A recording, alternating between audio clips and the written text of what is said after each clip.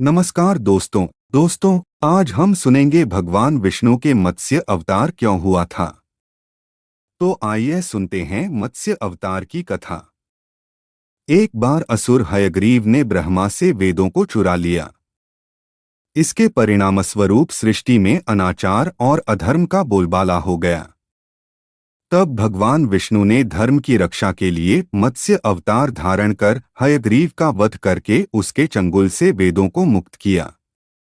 मत्स्य रूप में भगवान विष्णु का पृथ्वी पर यह पहला अवतार चैत्र माह की शुक्ल पक्ष की तृतीया तिथि को हुआ था। कल्पांत के पूर्व एक धार्मिक और पुण्यात्मा राजा सत्यव्रत थे। एक बार राजा कृतमाला नदी में स्नान कर रहे थे।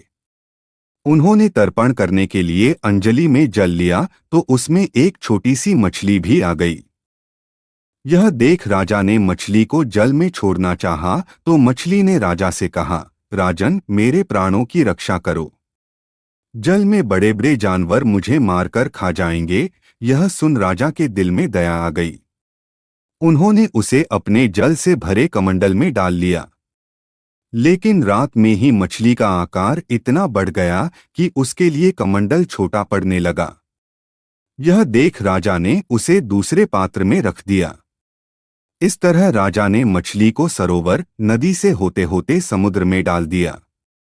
लेकिन उस मछली के लिए समुद्र भी छोटा पड़ गया। तब राजा ने चकित होकर पूछा कि जिस गति से आपका शरीर बढ़ रहा है, इससे लगता है कि आप ईश्वर हैं।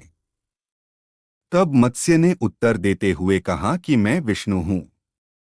असुर हयग्रीव ने वेदों को चुरा लिया है और समस्त लोकों में अत्याचार कर रहा है। उसका वध करके मैं वेदों को मुक्त करवाऊंगा। आज से 7वें दिन पृथ्वी पर जल प्रलय आएगी। तब आपके पास एक नौका आएगी। आप उसमें सप्तऋषियों सहित सभी अनाज और औषधियों के बीजों के साथ उसमें बैठ जाइए।